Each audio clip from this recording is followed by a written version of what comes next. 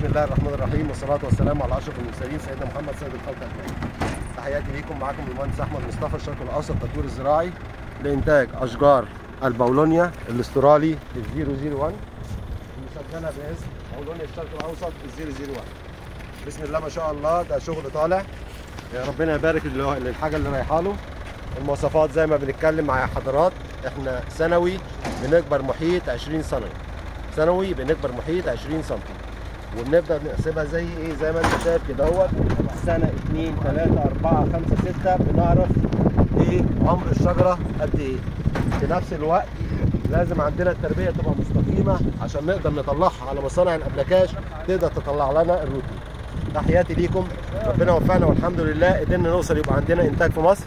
ديت حتى هتبدا تخش في شغل تاني، يعني ده يخش شغل بريات، ده يخش شغل تصنيع الاساس، الباركيه، ادوات الصناعه بتاعت المطابخ، الحاجات اللي هي مقاومه للميه.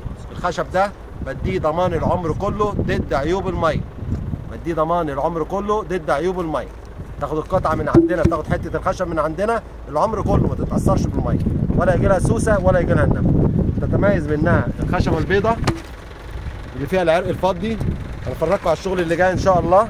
تحياتي ليكم، السنه دي 2025 وربنا يخلينا نتطور كده، شكلنا الجاي 26 و27 يبقى قدرنا نوصل مصر اللي فيها اشجار البولونيا رقم 1 الصديقه للبيئه اللي بتمص الكربون دايوكسيد وعوادم السيارات وتطلع اكسجين، رقم 2 اجود الاخشاب العالميه اللي موجوده في العالم. تحياتي ليكم والسلام عليكم ورحمه الله. السلام عليكم.